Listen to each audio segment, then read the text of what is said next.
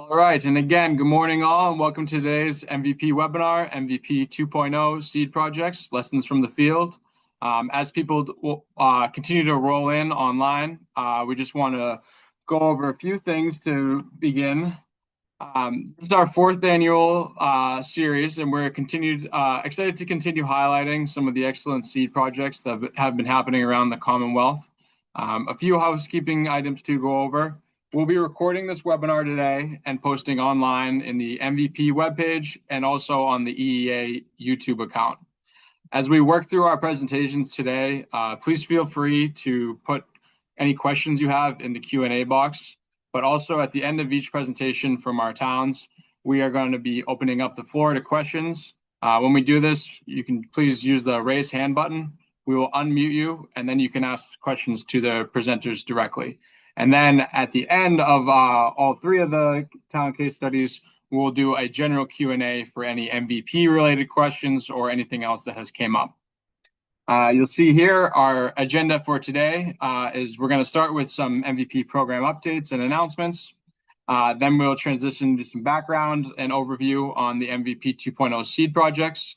And then our kind of main event is looking into three different town case studies of MVP 2.0 seed projects, and they are Lincoln, Arlington, and Montague. So thank you again for joining us today. And with that, I'm going to hand things over to MVP coordinator Andrew Smith. Hey, great. Thanks, Patrick. So quick rundown on MVP program. So Andrew Smith, he and pronouns, Greater Connecticut River Valley Regional Coordinator.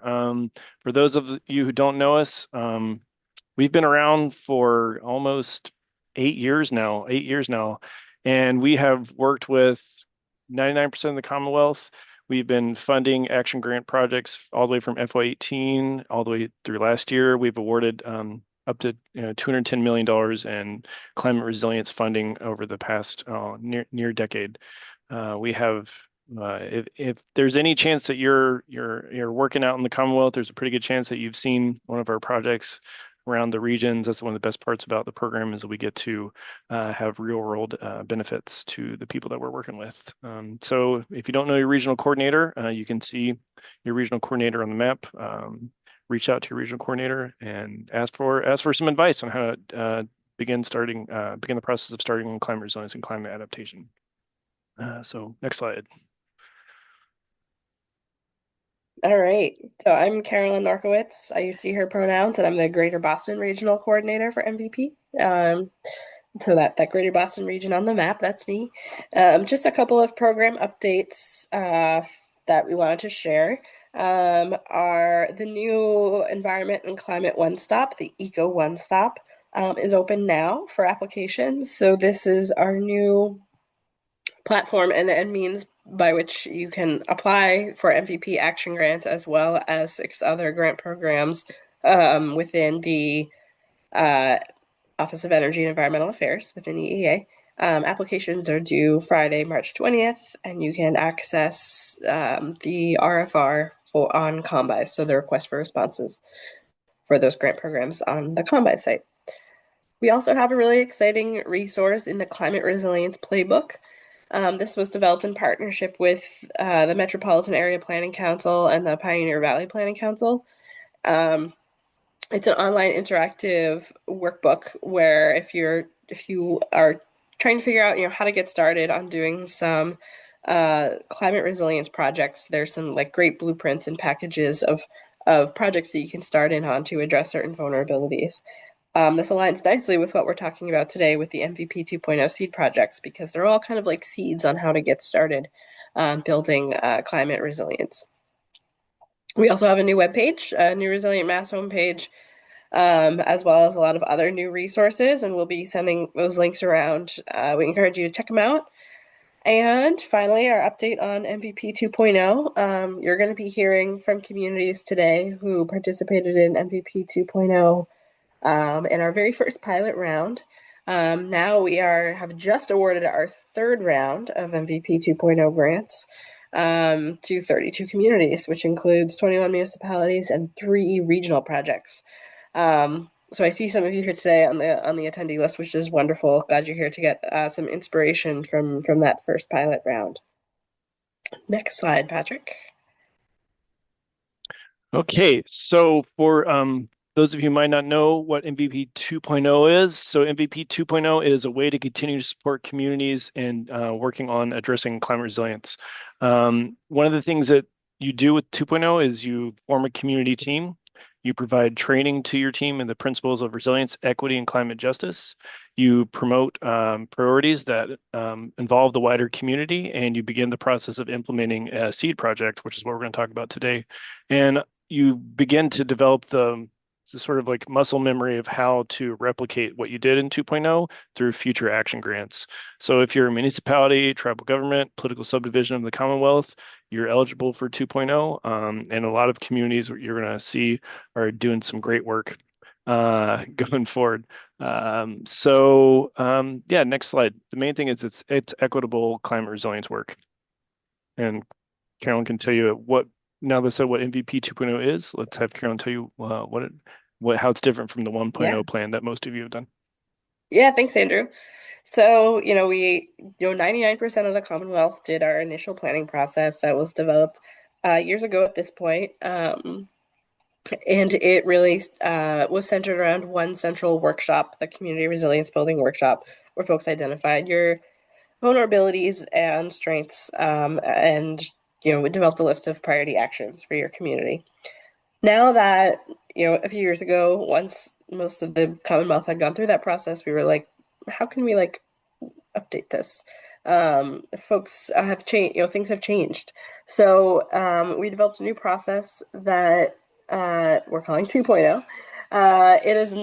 It is different from a more traditional planning process, from that central workshop process that we had developed before. It really is focused on expanding community involvement. So really trying to forge relationships with folks that don't usually interact with your local government for a wide variety of reasons, whether that's language access or just not really plugged in to local government. It's focusing more and more on social resilience. So the 1.0 process, we talked about social resilience, but at the time, I feel like a lot of folks didn't really know how to talk about it. That process was really infrastructure focused and environmentally focused. So we're trying to bring kind of the social resilience bucket kind of up to speed. It's really focused on translating priorities into action and training a community team to build capacity for municipalities to do this work, as we know that so many are under-resourced. So we hope by participating in MVP 2.0, you kind of build relationships with your team and are able to take more climate resilience actions. Next. Great. So one of the things that we want to emphasize is how 2.0 is you don't have a plan that sits on a shelf, right? That's something we heard consistently as we're developing the 2.0 planning process. So in essence, the process is the plan. So what you end up with is you have something that's really iterative. It's constructed in a way that supports iterative planning. You'll see these phases on your screen. You have development of a core team, revising your resilience priorities, and implementing a seed project. And really, as you start to go through those, there are multiple steps along the way to bring new people in to help make decisions. So you're going to hear a little bit more about how these communities ended up going through phase 3 to develop their seed project and the steps that led to the community helping to guide them towards that decision. So I think what's really interesting is that a lot of the different directions we're going to see as 2.0 unfolds really comes from this iterative layered planning process that brings new voices in. So it's something that's really cool. Next slide. So this is a map of our MVP 2.0 communities. It's probably a little bit small on your screen, but it is on our website. You can see the municipalities that are colored in green are all of the communities that have or are currently participating in MVP 2.0. So that's since, across all 3 rounds that we've funded so far. And we do have a handful of regional projects that are demarcated by those lines. So those are communities that are working together on a process to identify priorities for their smaller region. So it's been really exciting to keep coloring in the map as we move through. Next slide. Right. So no matter where you are, you're probably close to a community that's going through 2.0 right now. And we're here today to focus on the SEED project. And what you see up on the screen right now is phase 3, which is where these communities are, which is developing and implementing a SEED project. And really just want to show you that a lot of the work that you're doing is leading you up to the point of selecting a SEED project. But along the way, what we're learning is that it's the process of refining your goals, refining your community priorities that can lead you to a place where you can develop an implementation plan. But to some extent, one of the things we really heard from people is that they wanted to see planning and action tied together. So what you see, what you're going to learn about is how we work to merge planning and action together so that as you leave the planning process, you're launching straight into taking action on something that people have told you they're worried about. So it's very action oriented, and we think that's exciting, and we hope that you get to see how other folks have taken the bull by the horn, so to speak, and begun work. Next slide, and this is going to be something Patrick has it's a video that's going to tell you more about the SEED project series. Yes, and while it's great to hear directly from the MVP staff, it's also we think it's really important to hear from people around the state that are actually working on these projects. That will be happening in our 3 presentations today, but we also want to show a video that we had made with a number of MVP 2.0 communities. Special thank you to Cohasset, Acton, and a number of other communities that were part of this MVP video series that we're excited by. You'll see in that webinar chat that I put on, there's 3 different videos that we've made. This one focuses on SEED projects, and we will jump into it now. It's only about 3 minutes long, so everyone don't get too antsy. Municipalities participating in the MVP 2.0 program receive $50,000 to complete a SEED project.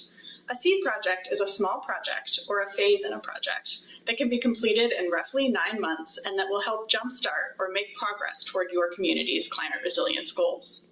It's also a great way to practice developing a community resilience project that then makes your community more prepared to apply for MVP action grants. Communities throughout the Commonwealth have launched exciting projects to build community resilience. My name is Liz Lounsbury, and I am on the Windsor MVP 2.0 team. I'm Madeline Scully. I'm the town administrator for Windsor and on the MVP 2.0 team. Our SEED project is to repurpose about 100 acres of town-owned property into an educational forest. Sorry about that. Which would also be encompassing our old landfill. So there's something for everyone. We're going to have studies on the river. We'll have studies on hardwood forests, on new growth. You can do elementary school or high school programs or college programs and forestry programs at the vocational school. The fire department has already looked at using it for their classes and their training. People are excited, which has kept us excited. Meanwhile, the town of Cohasset is focusing on the intersections between food justice, social services, and sustainable land management. Their SEED project builds community resilience by bringing together community partners to promote sustainable home gardening while coordinating around community food needs. Hello, I'm Cassandra Thayer. I'm the town planner for Cohasset. So this project has really initiated community climate resilience by bringing people together. A lot of these issues that we've talked about throughout the project, whether it be food insecurity or problems with modes of transportation, have really been siloed up until this point, and so now we're bringing people together. We have the food pantry working with a clothing exchange program. We are working with the housing authority. So eventually our goal is to create a coalition of all of these key community members to work together for the community at large. My name is Beverly Love. My last name is Rock, and I am a resident of Cohasset, Massachusetts. The team is excited about this project because we are finally seeing something come into fruition. You know, we've been working for almost 2 years now, trying to figure out a way we can get more fresh foods into our local food pantry and into the homes of people who need it. We are finally making that happen. We are finally getting attention brought to the food pantry, which is a big deal because a lot of people we have spoken to didn't even know the food pantry existed until we brought it to light. So that's a big deal. And it's a good for our community to know the resources that we have because we are in need of them. Other communities throughout Massachusetts have used their seed project funding to set up a climate resilient affordable housing trust, to build window inserts that can reduce energy bills for renters and homeowners, to create a climate-focused youth leadership program, and to plant trees and expand access to green space. In many of these cases, core teams ended up choosing projects that were quite different from what they first thought they would focus on, once they had spent time talking to residents and learning about community resilience needs. We look forward to seeing what your community embarks on. Great. Thank you so much.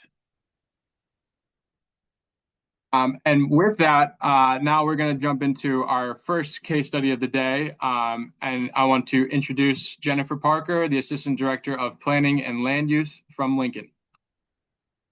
Hi, everyone. Thank you for having me. Hopefully you can hear me. Yes.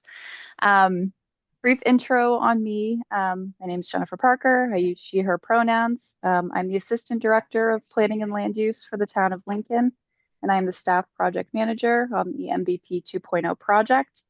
I have an undergrad degree in Geography, Environmental Sustainability, and I have a Master's in Environmental Science and Sustainable Systems. I've worked for the town for about 8.5 years, first in the Conservation Department from 2017 to 2021, and have been in my current role in planning since then.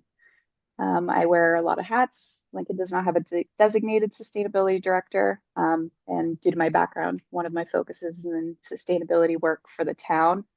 I work with the C-Free Committee, who helps residents transition from fossil fuels to electrification. And I worked on the town's climate action plan in 2023, which was funded with an MVP action grant. And the climate action plan that helped it a lot with this MVP 2.0 process. Next slide, please. And so here is our project timeline, the length of time we spent in each phase. You can see phase 2 took up a fair amount of time, a bit longer than we thought, but you'll see why as I move to that part of my presentation. Phase 0, I don't have a slide on, but hiring our consultant took about 2 to 3 months. We put out our RFP in September of 23. We reached out to about 8 to 10 vendors directly. We received one proposal from a very qualified vendor team, Climate Thrive Community Strategies and Tribesy Consulting. I want to shout them out. They were instrumental in our work and helping us navigate the process and really helped us create a great project. I know Danielle Dolan is here from Climate Thrive, so thank you. And next, I will go into more detail about our other phases. So in phase 1, developing core team, as you saw on the last slide, we were a little behind on getting our consultant on board, but since we started pulling in staff members to the core team as soon as possible, we were able to work with them on part A of the social resilience roadmap while we advertised for community liaisons. I think that helped us avoid further delays in our timeline. We found some data challenging to acquire. We relied a lot on census data, which can be incomplete, but it was extremely helpful. This exercise really helped us see who made up the town. Lincoln is primarily seen as, I would say, a wealthier town with a very well-off population. However, there are many vulnerable people. For example, 6% of the town is below the poverty level. We have 56% of renters spend more than 30% of their income on housing, which can lead to housing insecurity. 10% of the population, which is about 700 people, live with a disability, and about 400 of those have 2 or more disabilities.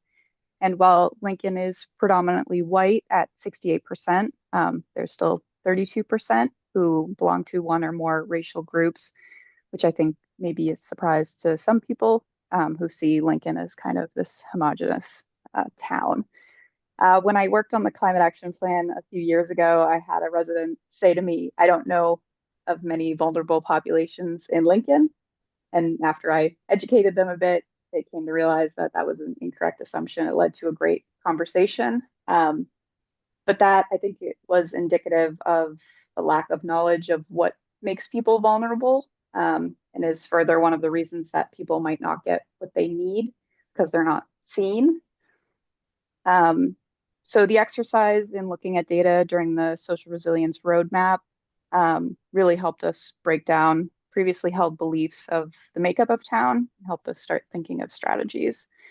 Our core team, we have 3 community liaisons: Karen Boyce, director of the food pantry; Tom Flint, who is the founder and creative director of Film Building. He's also the father of a young child and part of Lincoln's farm community. Our reservoir is called Flint's Pond, so his family have been in town for a long time. And Mary Stetschult, she's the executive director of the South Sudanese Enrichment for Families. She also has children in the schools and lives in multifamily housing in North Lincoln. And our 4 staff members: Victoria Benelfew, who works in the building department. All 4 of us are on the Staff Diversity and Inclusion Committee: Stacey Carter, Conservation Planner; Michael Dolan from IT, and then myself. Our core team trainings we completed in May of 24. And our discussion guide, we focused on JEDI guiding questions of justice, equity, diversity, access, and inclusion. And so we define these concepts to recognize the impact and intentionally create deeper engagement. Next slide. So our roadmap part B, we identified recurring themes related to information access and accessibility of the town website, digital-only communications and how those can be limiting, affordability pressures such as food, groceries, housing, and utilities, transportation inequities, geographic isolation, and climate risks worsening existing problems. Building resilience in Lincoln requires better communication and outreach, building community and stronger neighborhood networks, equitable access to food, housing, health, information, and jobs, improved transportation and pedestrian and cyclist infrastructure, and inclusive planning that builds trust and belonging. Next slide. So phase 2, revisiting resilience priorities. This was the meat of our project in phase 2. Our engagement plan, we wanted to focus on relationship building, equity, and shared decision making. Through listening tours and targeted outreach, we wanted to elevate lived experiences, refine resilience priorities, and lay the groundwork for long-term collaboration with vulnerable populations. Who we are engaging, we pulled in the priority populations we identified part of Part A of the Social Resilience Roadmap, and we determined how we plan to engage the groups we identified. I'll talk about engagement a little bit more in my next slide, but our primary strategies were community listening tours, which were small group and one-on-one conversations hosted at trusted community spaces and going where people already meet, trying to break down barriers to entry and make it as easy as possible for people to participate and focus on those lived experiences. Tabling at the food pantry and transfer station, online communications, such as existing listservs, and making sure that we're making things as accessible as possible, utilizing interpretation where available, using clear language, utilizing multiple participation formats, and going to accessible locations that are ADA compliant. And our desired outcomes were broader, more representative input, stronger community trust, our refined resilience priorities, and a community-informed seed project. Next slide.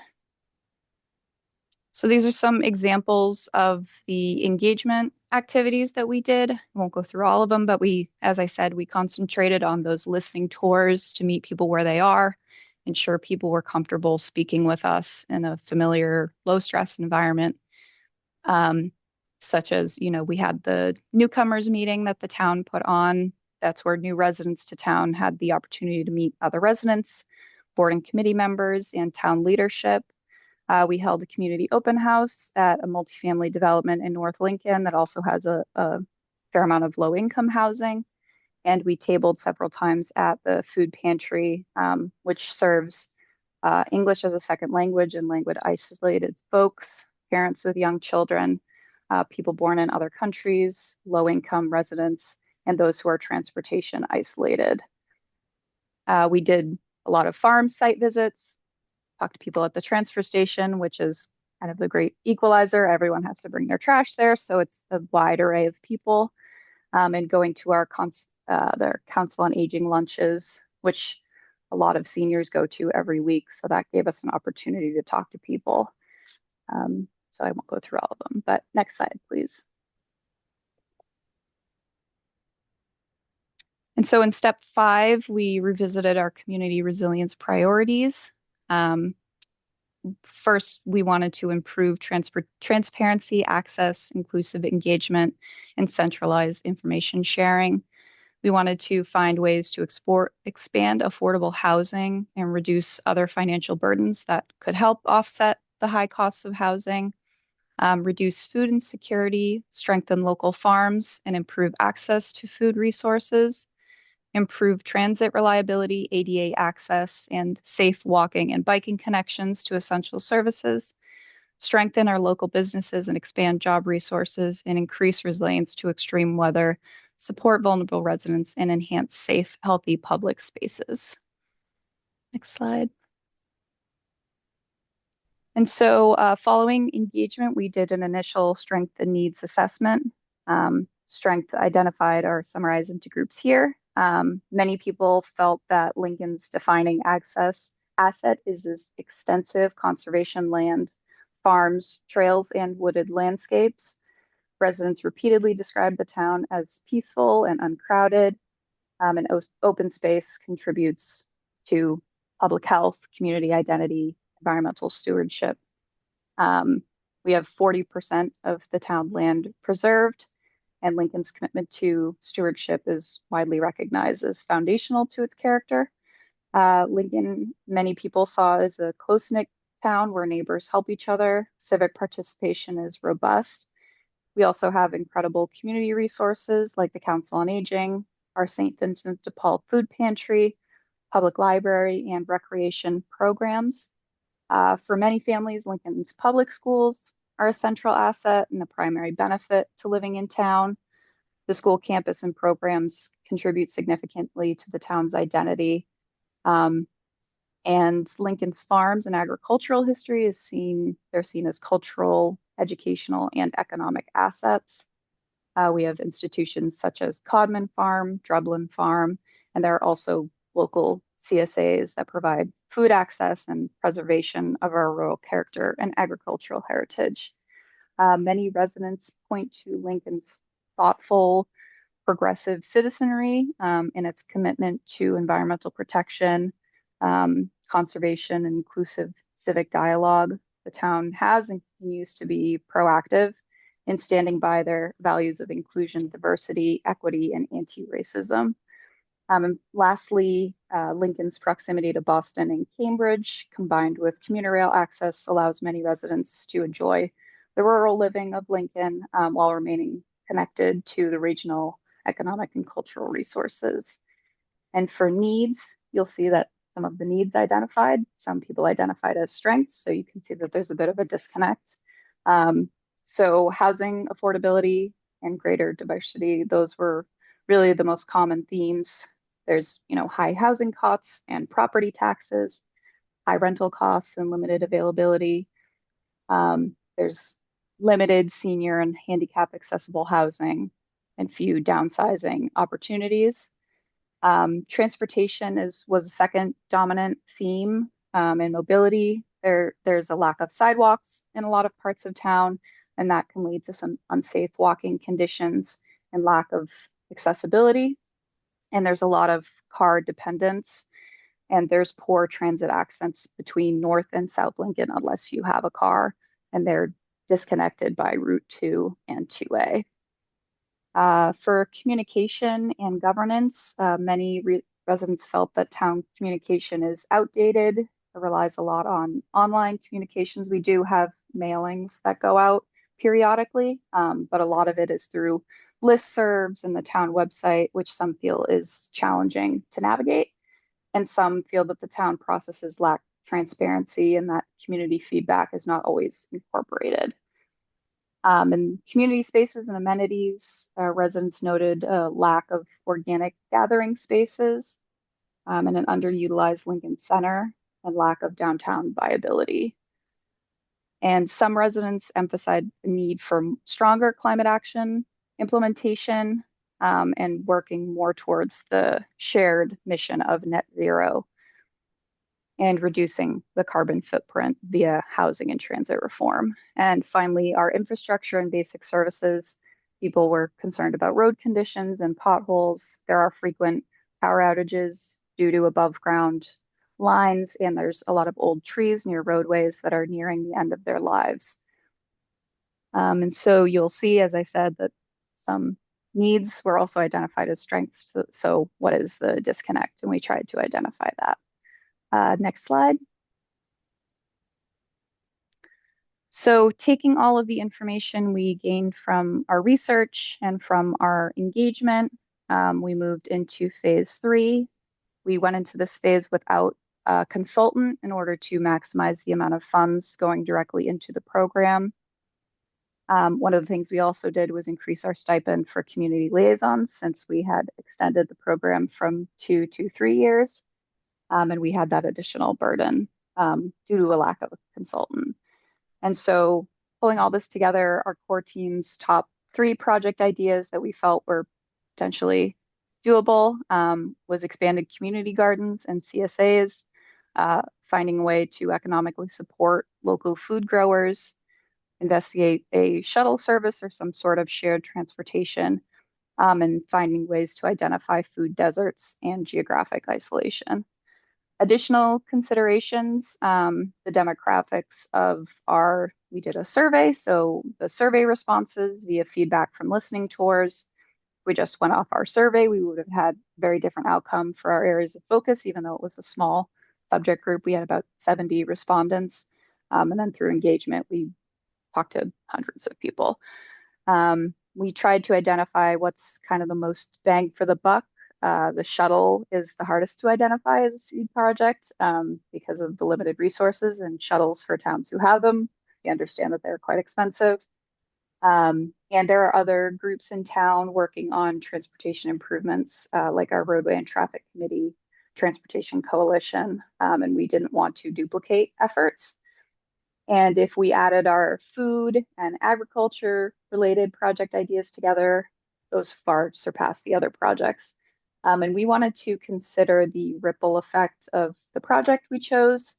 We wanted to generate community excitement with the project and tell a positive story. We wanted to ensure we use correct language. How do we address food deserts? Is that the right term? Do we think about how we increase access across town as a whole? And so what we landed on our next slide is building local food system resilience and accessibility by supporting local farmers, improving local food access for vulnerable populations, and improving education and communication between farmers and with the public. Next slide. And so how does this program fit into Lincoln and MVP? We see it as an integrated food and farm resilience initiative. We felt it fit squarely within the priority and needs we identified throughout the process while leveraging the strengths and assets that the town has. We wanted food security and affordability. It expands purchasing power and ability for folks to spread their benefits elsewhere, such as SNAP.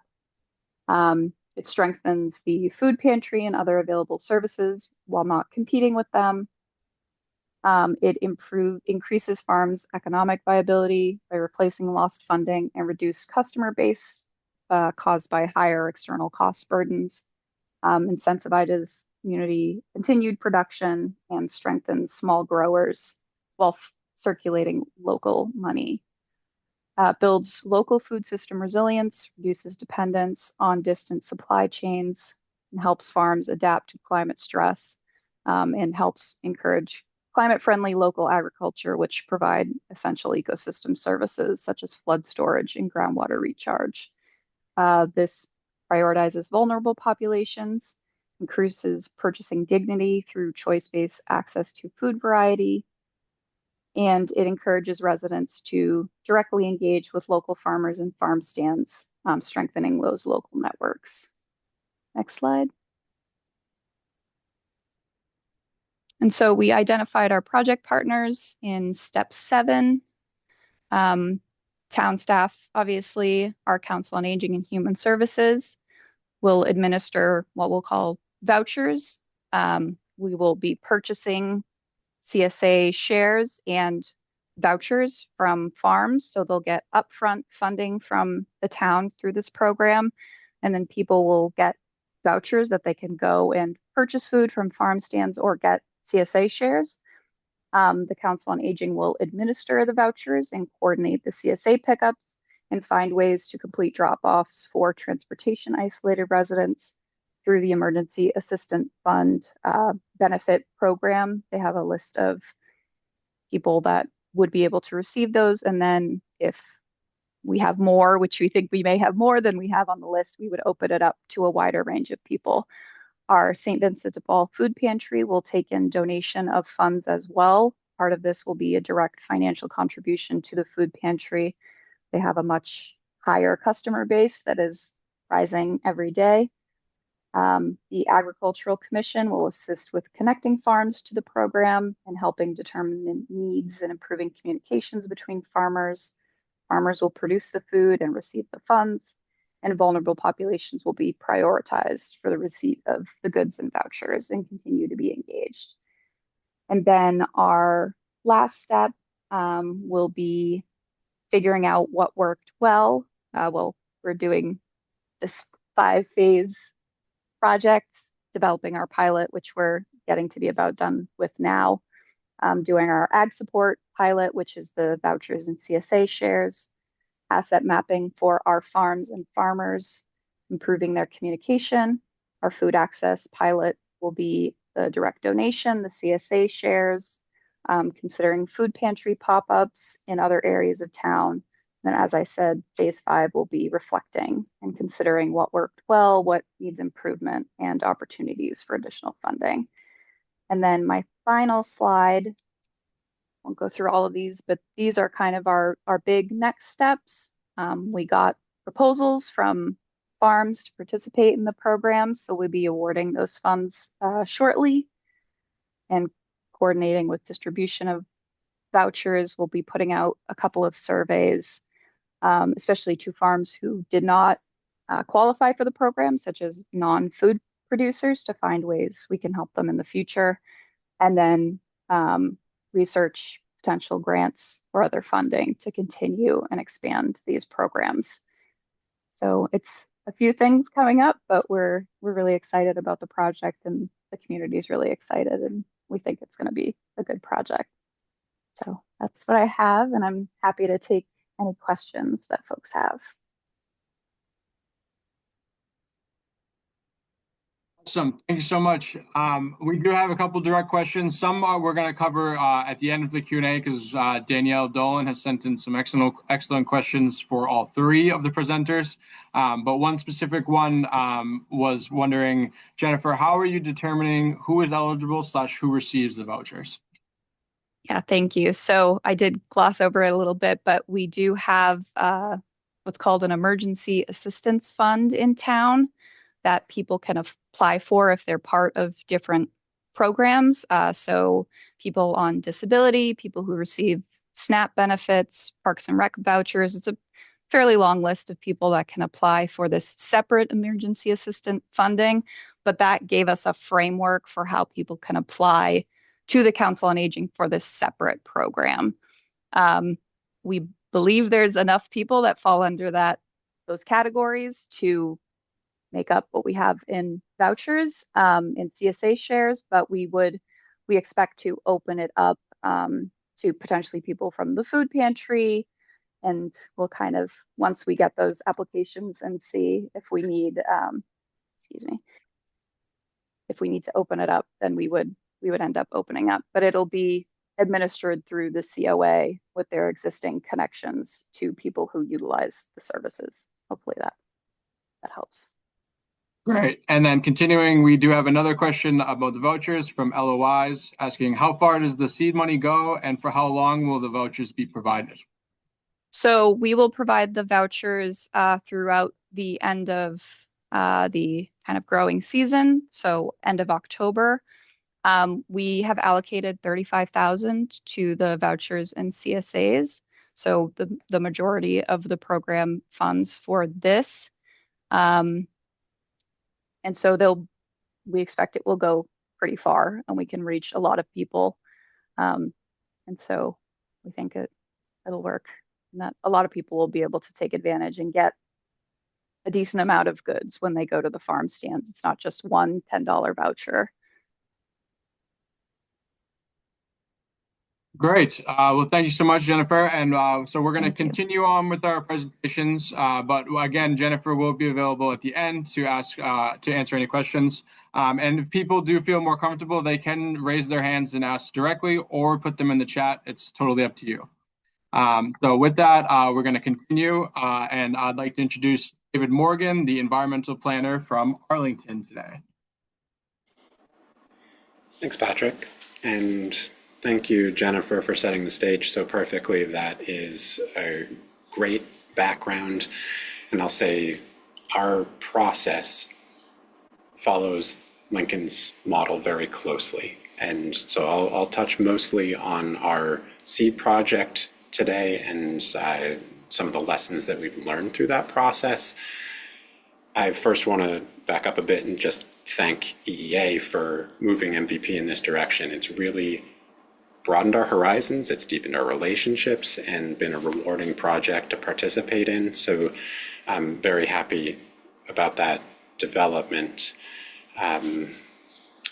We chose to work with our priority communities in Arlington, most of whom are residents in affordable housing developments around town, and they are the core of the community liaison team that we assembled. And we were able to do that principally because there was an ARPA-funded position through the town's Health and Human Services Department. And for a year or two prior to beginning this process, we had somebody in that role who laid the groundwork and did an excellent job of building relationships with community members, from those individuals that eventually came onto our core team and community liaison set, all the way up through, the Affordable Housing Administration and other civic organizations and partners, faith organizations, etc. So we really benefited from that groundwork having been laid. The couple points that I'll touch on in terms of our process otherwise are, we also hired Climate Thrive, and Danielle and her team have been wonderful to work with, and very grateful for their contributions to this project. I'll just go to the next slide. This is where we're starting. The Cool and Connected program is the seed project that we've chosen in partnership with the community. And the focus of that program is establishing cooling centers in a variety of locations around town. They'll be in private businesses, in faith organizations, spaces, and perhaps on the horizon, this is not part of the seed project, public facilities in the future, maybe also other civic organizations. So we're thinking about this in the long term. I mentioned as a sidebar that Talia Fox, my compatriot here, helped lead the program. She and I sat down when we decided to apply for MVP 2.0, and we wanted to ensure that this really became more than a seed project. We wanted to institutionalize this as a town program and give it longevity and durability and so forth. So we came to it with that frame of mind, and thankfully landed on a topic and an approach that I think are complementary to that sentiment. Anyway, back to the program itself. We are looking to formulate this network in all of the spaces that I mentioned. The idea is that folks can come in on extremely hot days, get relief from the temperatures outside, and also get connected with town services. So it's sort of a wraparound social services approach. We plan on providing information in all of these locations about how to access those services. And so naturally the focus is on those populations in town who really need and rely on those services. And I want to mention as sort of a sidebar that the approach we're taking is explicitly not to means test any of the benefits that are provided through the program. We're targeting our audience to those priority communities, but want this to be something that raises awareness about extreme heat issues in town, the fact of the urban heat island effect, the fact of priority communities really being the frontline communities that experience this with particular weight, so to speak. And we want this to be awareness raising as much as it is providing services. We also want to provide some climate education through this avenue. And we want, I think, primarily to build social fabric. One of the lessons that we took away from our community liaisons is that the folks who live in affordable housing in Arlington feel very siloed. Their immediate neighbors are their community, and they feel disconnected from the community at large. And so choosing to create a network to integrate this and to specifically open it up to everybody is an attempt to rebuild that social fabric and connect people across the community. So let's go to the next slide, please. We're focused on these sites in different locations around town in a way that brings the business owners, the faith communities, and just everyday community members together. And to that end, what we plan to do is provide vouchers for things like seeing a film on a hot day, or have the cafe on the corner be able to provide iced coffees. We'll be able to pay for these things up front, and those in the know will be able to just walk in any given day and request those. You can see at the bottom some text is italicized. These are some of the more aspirational things that we plan for the future. So we are thinking about how this program interfaces with the town apparatus, and we're thinking about ensuring that first responders are in the know about where folks are going to be, such that if there's a health event, if somebody is in need of assistance, it can be coordinated between the business owner or the faith community, what have you, and the health care providers. Next slide, please.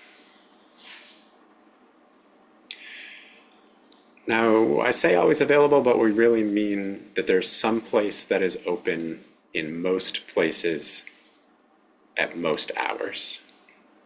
We are prioritizing those sites that are in our priority communities within basically a walk shed.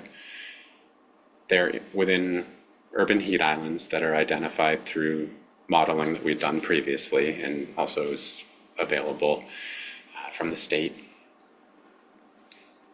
And the idea is that these things are not time restricted in those locations.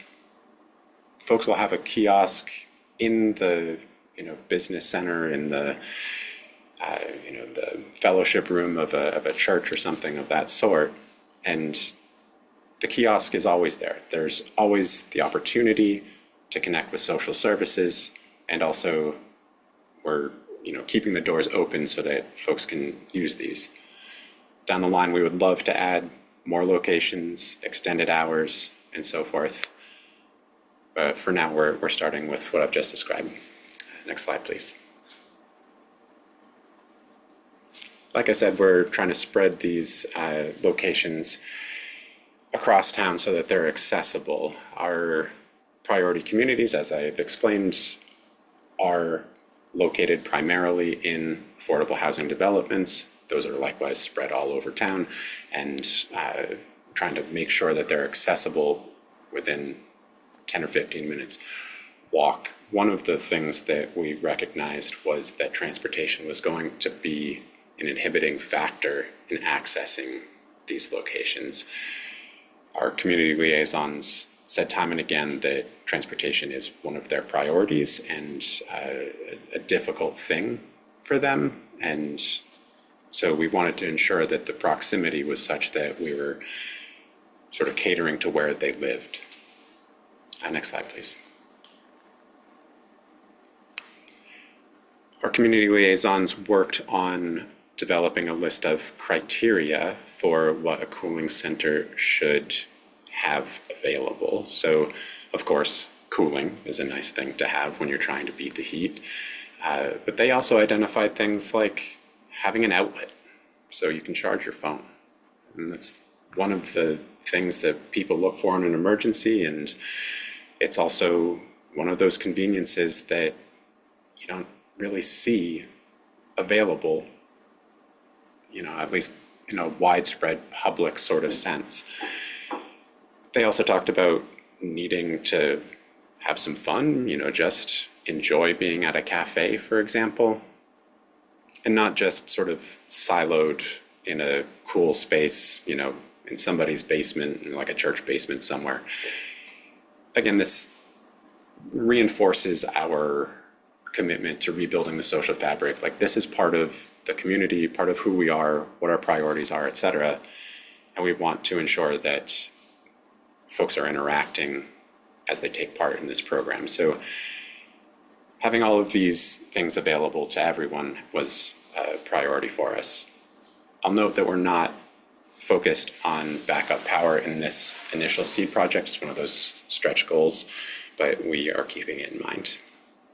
Next slide, please.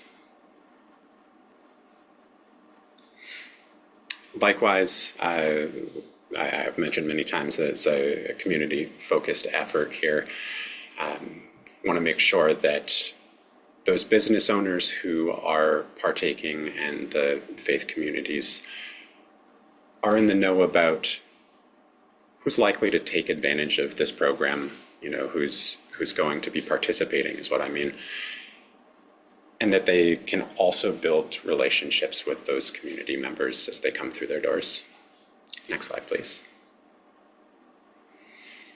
So now I'd like to focus a bit on the lessons that we've learned. As we move through this process, I think the foremost thing that we realized was that tailoring this to Arlington's local flavor, so to speak, was very, very important. I mean, it allowed for deeper and more place-based connections, and we really wanted to take what the MVP model was and make it Arlington's own.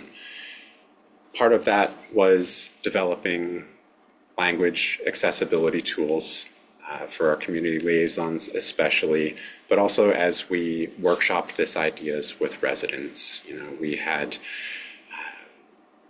on-site workshops in the affordable housing developments around town where we had translators available, and we wanted to ensure that all of their voices were heard and incorporated into the process.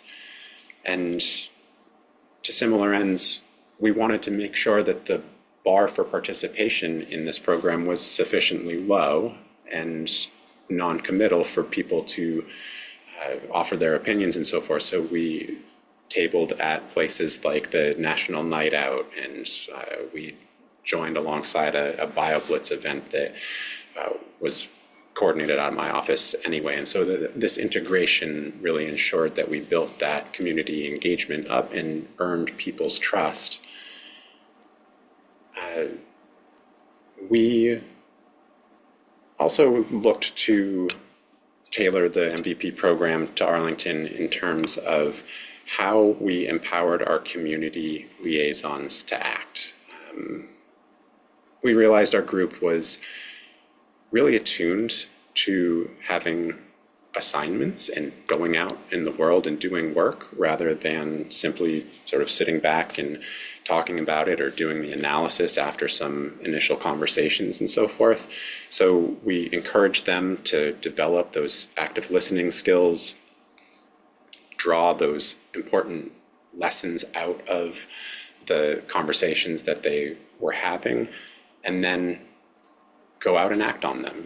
Go out and talk with the faith communities and say, do you have space? Do you want to offer this space to be part of the program? Or approaching a business and saying, likewise, could you sort of put your brand behind this?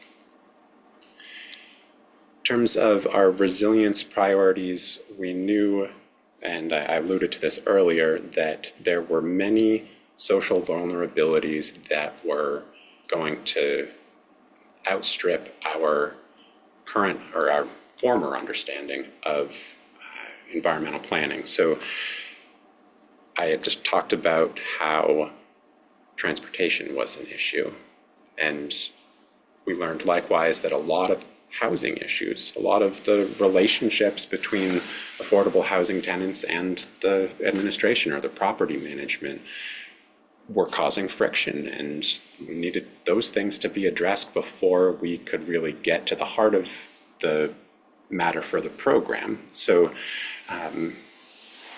we worked through those things in conversation. We coordinated where we could and tried to help folks with those issues.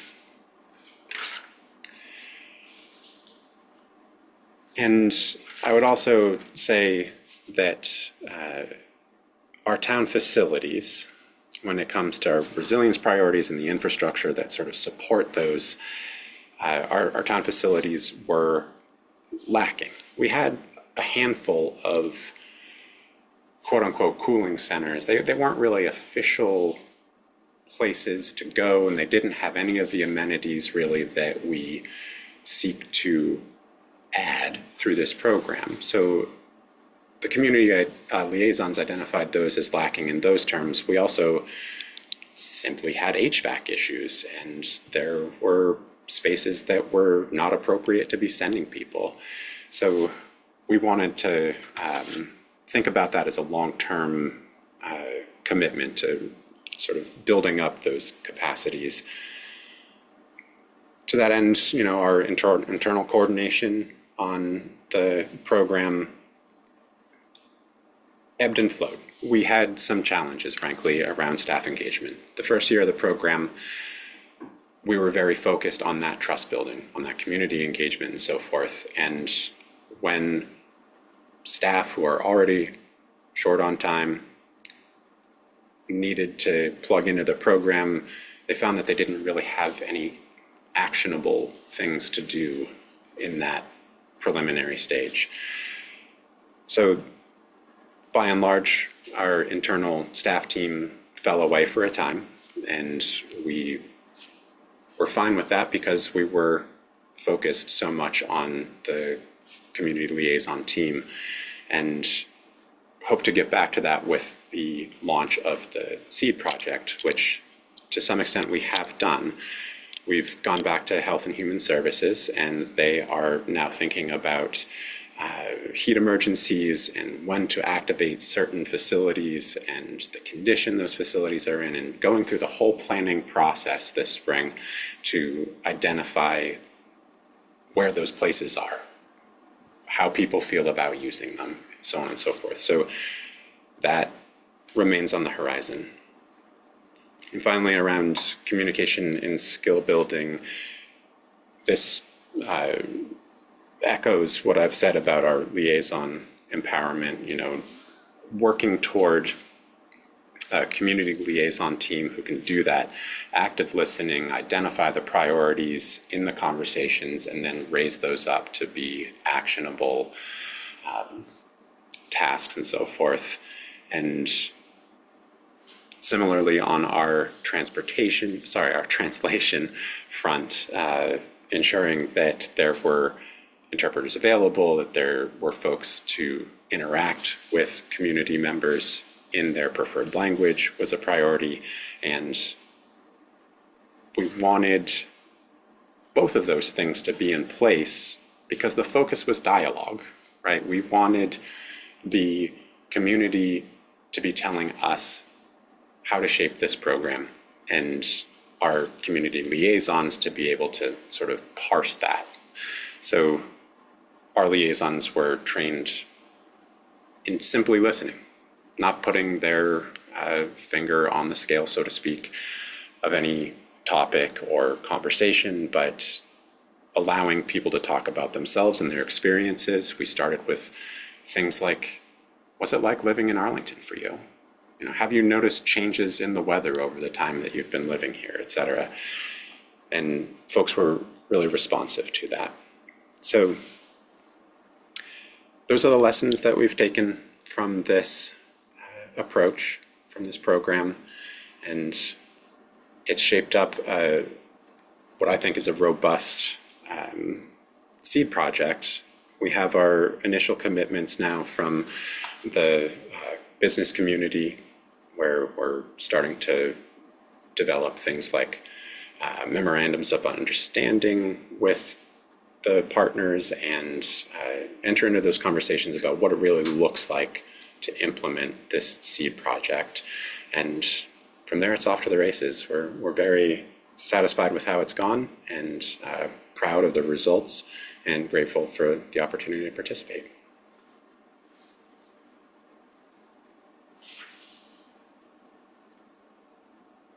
Excellent. Thank you so much, David. Just again, if anyone has any questions, either raise your hand or throw them in the Q&A. David can answer a couple questions directly now, or we can do it after our third presentation as well. So you have plenty of time to do so.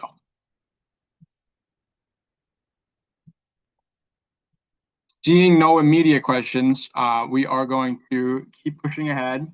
And I would like to introduce Maureen Pollock, the planning director from Montague. Good afternoon, everyone. My name is Maureen Pollock. I am the planning director for the town of Montague, which includes 5 villages: Lake Pleasant, Millers Falls, Montague Center, Montague City, and last but not least, Turner's Falls. Next slide. So we are grateful for EEA and for creating the MVP 2.0 process. It's been a really great opportunity for me personally and professionally. I started working for the town of Montague in early 2023. I had lived in Turner's Falls maybe 10 years ago. And so I knew some people, I knew the buildings, I knew, the parks. I knew some things about Montague, but I didn't really know the needs. I didn't know what the vulnerabilities were, or I didn't know what the needs of our most vulnerable residents were. And so I knew that this program would help me learn the community, identify what the vulnerabilities and priorities are at the grassroots, and to build connection and coalition, and truly to relearn community engagement. And so we started this process during the first year of me working here. And it's been a real great, true honor to be a part of this project, and still the fruits of our labor of the MVP 2.0 continues.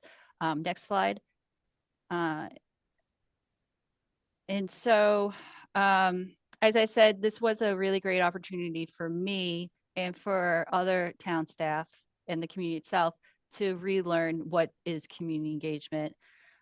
We learned a couple of things: that smaller focus groups are more effective than a big event. Partnering with community organizations who already have built trust within the community is very effective than saying, hey, come to town hall for this meeting. Sometimes you have to go to where residents are. and providing food, childcare, raffle prizes, and language translations are really appreciated. Next slide.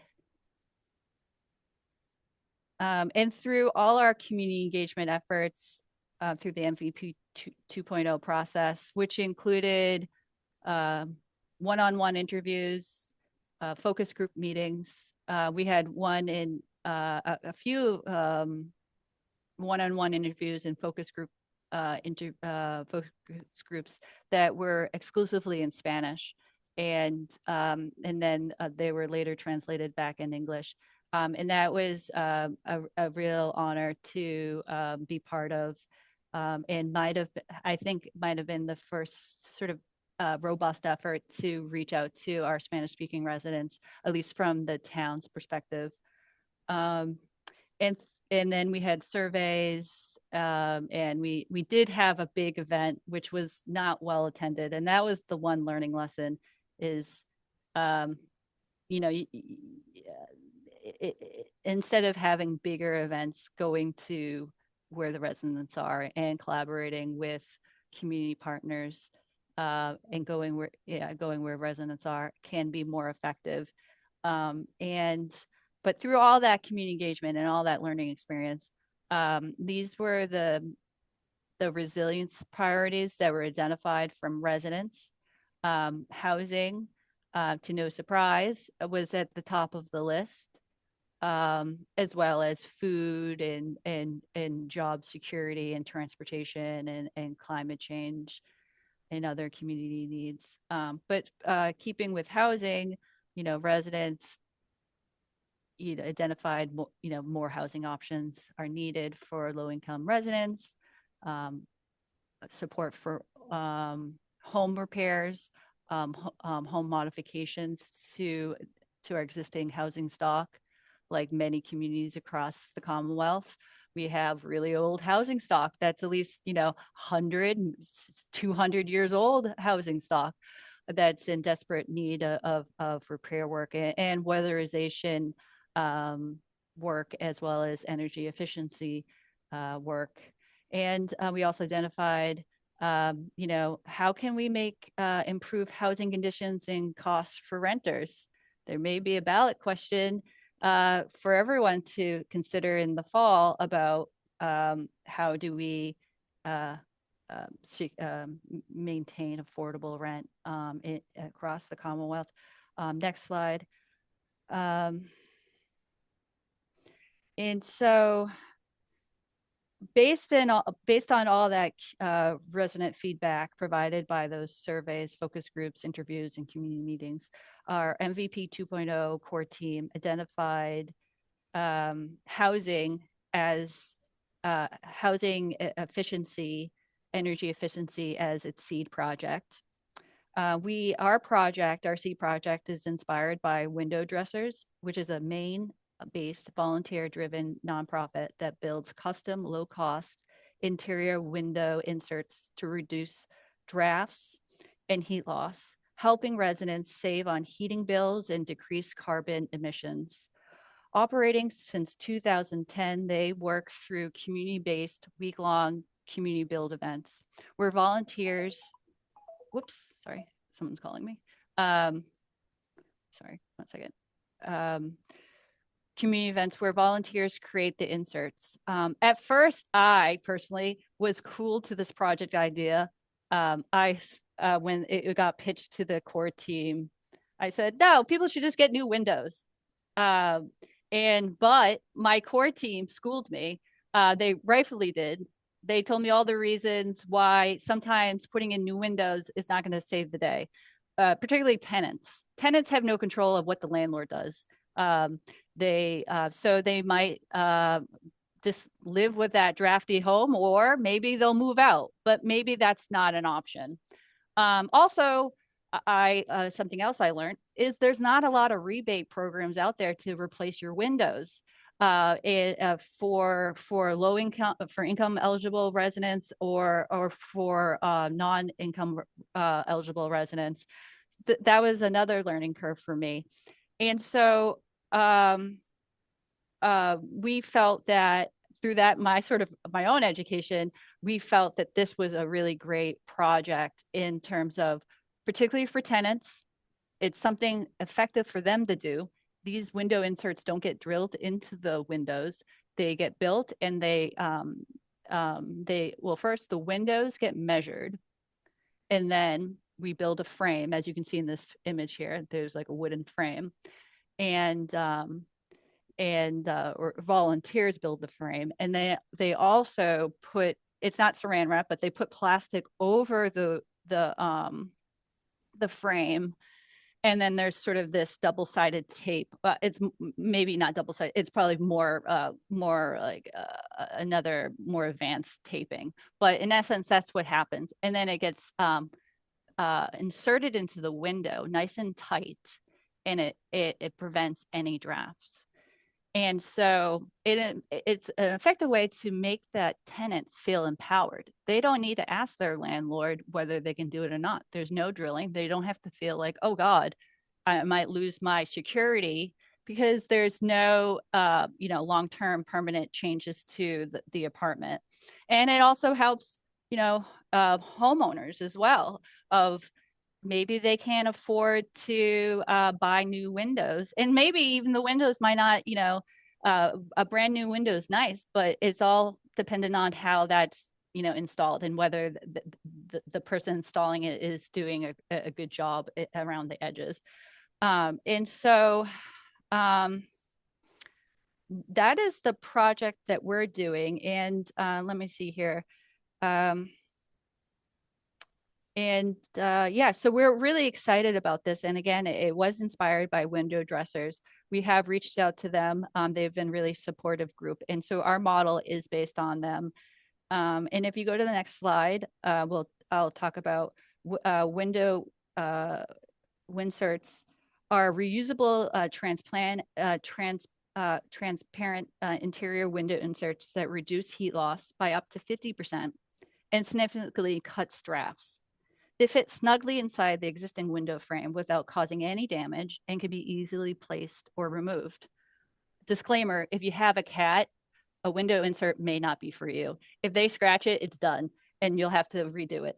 And so we, in this pilot project here in Montague, we have hired through this funding. Thank God we have this funding. You think $50,000 is a lot. It's actually not, unfortunately. But with it, we have hired a building coordinator and a project coordinator to help run this seed project. The project coordinator helps with initial sign up and organize community builds, and assists volunteers to actually put these together. The building coordinator, he measures the windows. So he goes into each of the homes. He has to schedule the time to go in the homes, measure the windows. He also orders the materials and helps volunteers build the frame and fit the plastic frame to the around it. And recipients are expected to take part in the building their own inserts along with community volunteers. This hands-on step helps keep the program sustainable and strengthens community connections. And it's fun. We're going to have, actually, our first community build is this Saturday. And I'm looking forward to it. And there'll be food, we'll have music. And we really just, want to get, this is like a, as we all can probably relate, you're probably asking residents, hey, can you come to these meetings? There's lots of meetings here. This is the fun. There's no meetings. You don't have to talk about any projects or any developments. This is like, hey, can you help build these window inserts? You might learn a skill or two, and you're helping our own community, and you're helping know your community a little bit. So we hope that there will be this fun feel to it. And if this program is deemed successful, we hope to seek funds through town, maybe through state grants, who knows, but to continue, because again, $50,000, we're not going to be able to give everyone a window insert. And this is actually only geared, as the flyer says, it's free, limited supply, first come, first serve. And so we hope to, I think, have to make up to maybe 300 winserts total through the seed project, so through the end of June. And so we're doing the honor system of saying that the application, it says like, are you are you income eligible? And we even have some prompts to get people to think about it, like, do you participate? Are you eligible for fuel assistance or SNAP? But we're not taking any paperwork. This is an honor system. And if you go to the next slide,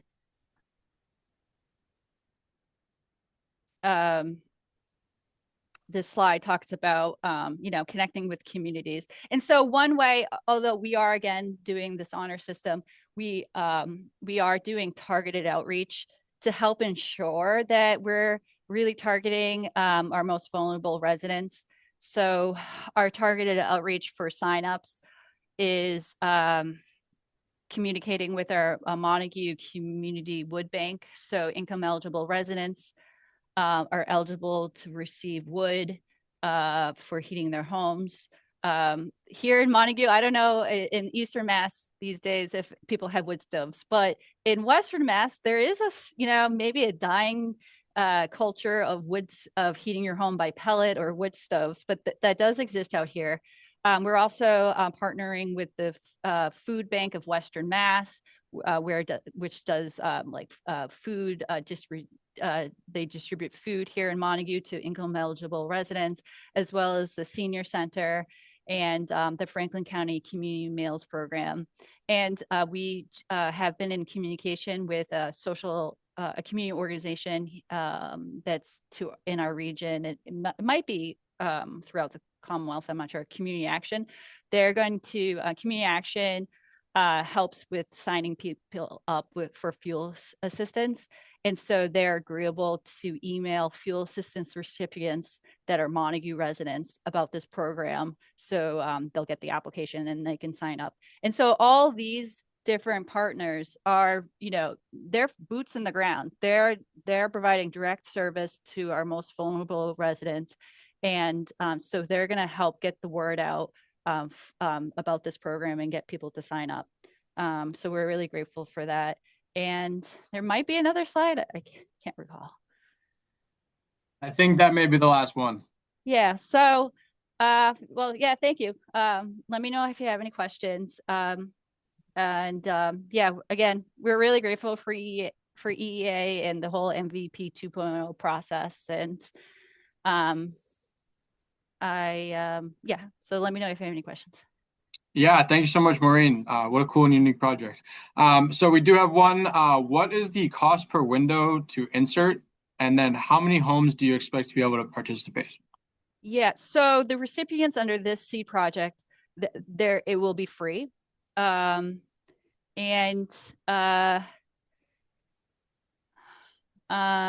have, so Window Dressers does charge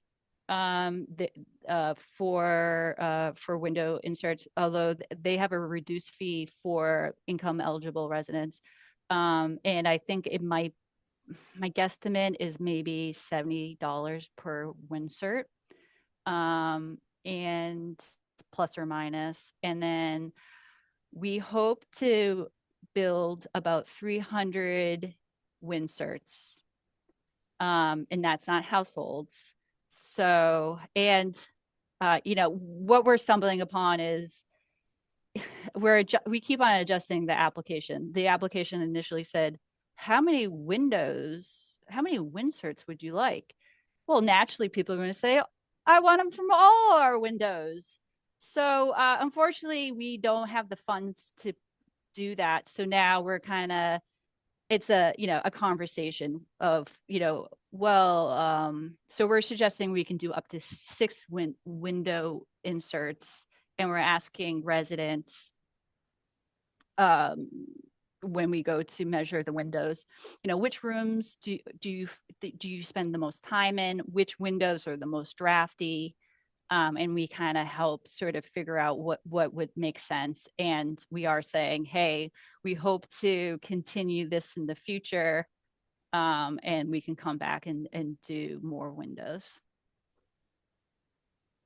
Great. And then next we have, how are volunteers, or are they insured when entering into homes for the windows? And then is the business, is it a nonprofit or a for-profit that you're working with? Good question. Our coordinators have signed a workers' comp affidavit, and they have received a Corey check. They are contractors for the town of Montague, and we are currently not working with, so we're just working with independent contractors on this. We do hope, I guess maybe the big reveal is I have emailed window dressers several times over the last year. Like, please, can you help us? You're perfect. You guys have been doing this for like years. They have it down to a science. And they're like, oh, and they up until December, they were unable to work within the state of Massachusetts. That has changed. So folks may wish to reach out to window dressers and see if that could be a good fit for your communities, if you find this of interest. Great, thank you so much. And then for coming back to David in Arlington, we have a question. If you can share a bit more about how you plan to get the word out about cool and connected sites. Sure. Maureen's model of community engagement around this is pretty similar to ours, relying on organizations like Arlington Eats, basically our local food bank, coordinating with the Affordable Housing Administration. They have many points of contact, of course, with residents of our priority communities, and they can get the word out to those folks directly. Of course, there's also the sort of place-based approach in that this program will be on site in many locations across town, and so there'll be promotional signage and things for people to engage with as they're, frequenting their regular favorite business or going to church, whatever they do. So I think it's multi-pronged, and the last piece of it would be trying to tie it together with all of the other heat-related resilience work that we're doing. So, for example, we're installing a shade sail at Broadway Plaza. It's one of the bigger heat islands in town. There's an opportunity there to list sites that are participating in the program, make it known that this is something that the town's pursuing, and raise up that social resilience priority across the community. So there's nothing really formally developed in those terms as yet, but I am thinking in those terms, like how we're able to connect all of the pieces of our heat resilience work. Great, thank you. Next, we have, this is kind of for anyone that wants to jump in out of our 3 towns. Have you had the experience of working with interpreters before this experience? And is there anything that you would recommend to others who might be expanding spoken language accessibility for the first time? I would say this was my first time working with interpreters. I will say through the MVP 2.0, the sort of trainings, there was a really great tutorial on how using Zoom to do live interpretation. Unfortunately, I kind of forget, and I would probably need a refresher on that. But I would say having the focus groups that we had in Spanish, have them completely in Spanish, and pay for the interpreter. Find funding, bake it into your funding to include all those sorts of fees, translation, food, raffle, childcare services. but like those are the things that always get forgotten. And now when I apply for grants, I'm baking them into my grant applications and hoping that I get the grant and get that getting that part of it. And having it in Spanish and having a Spanish facilitator to sort of lead a focus group meeting is just like a nice flow. And then having them, type up those notes and then having that translated back in English. I find that really a smoother process. I love that answer, and I would add that we gave a lot of thought to the lingo that we use.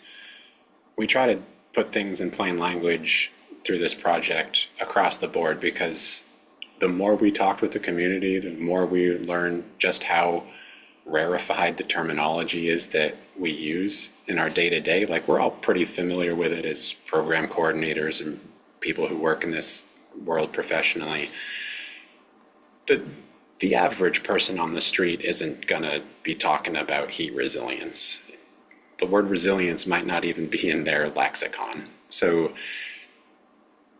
it certainly doesn't lose anything to say, how have you noticed that the weather's changed over your time in Arlington, instead of saying, have you noticed the impacts of climate change? And that made it much more accessible to people and helped with translation, because when you're using terminology that is seldom used, the way that comes across when you translate it might not even be the way that you intend it. But a good translator will think with you about how to get the best translation out of what you're trying to put across, and how to rearrange or retool your wording so that it makes sense in Spanish or simplified Chinese or whatever language you're trying to reach people in. Excellent. And I'd also add in that we at the EA do quite a bit of work with language access. I'd be happy to have a conversation about the best practices. I'll put my email in the chat so anyone can feel free to reach out to me. And just as we are approaching our time, one last question. Please jump in again with our three participants. Is there any advice that you would give to new communities embarking on the MVP 2.0 process?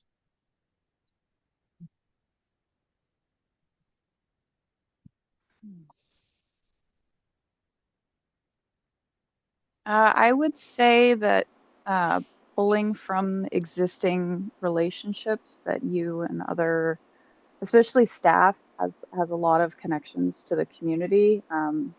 Like, there's a lot of people that I didn't know that are Victoria, the administrative assistant to the building department. She knew a lot of people. She lives in town in a larger housing development, so she knew a lot of people there. It's surprising how many connections that can spider out from who you already have and other planning processes. Our climate action plan, we had a lot of people that we connected with, so we reached back out and then we found that was really helpful. So maybe looking back to what you've already done and talking to your staff. Obviously, community liaisons have a ton of connections, but staff have a lot of connections too. I would say lean into it and have fun with it, because these are some of the best relationships that I've made through working for the town. And there's music, there's dancing, there's food at our events, there's conversation. It's lively and invigorating and a real community feel. And it feels good to do this work. And I think you all should enjoy it and let that guide the way that you approach the project. I think my suggestion would be, lean into it. Connect with those established community organizations and build partnership with them and find effective ways to do targeted outreach to our most vulnerable residents. And really think about that this is all about coalition building. Your core team hopefully are becoming the cheerleaders to all the wonderful initiatives that you are working on today and into the future. While our seed project is the window insert, there are, a whole host of other seed project ideas. And we have our core team, which is now, they're not meeting anymore, but they are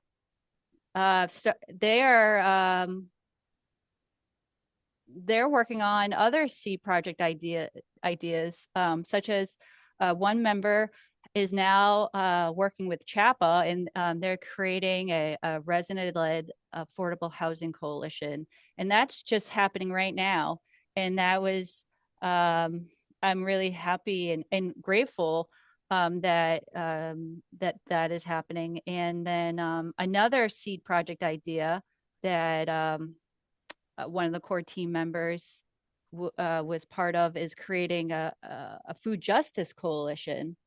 And so this core team and these, ideas that come from this project, you know, are really inspiring, and it's making community members feel empowered, and that this good work and good relationships and coalition building is only just beginning. And I hope that the core team members continue to stay engaged for years to come, and join boards and come to meetings and support all these great projects in town, and provide that nice balance in meetings. So we really feel that this project has very lasting impacts in Montague. Excellent. That's a great question to end this on. Thank you to everyone that joined today. Reminder that next week we will be hosting our second webinar on Thursday at 11 a.m., focusing on municipal solar and energy storage funding and success stories. I'm going to be putting below the link to register in the chat. And I also just want to note again that I have put my email in the chat as well. If anyone has any follow-up questions that came from this webinar, would be happy to touch base and follow up with you. And thank you again to our 3 town presenters. And we look forward to posting this online and seeing you all again next week. Have a great day, everyone.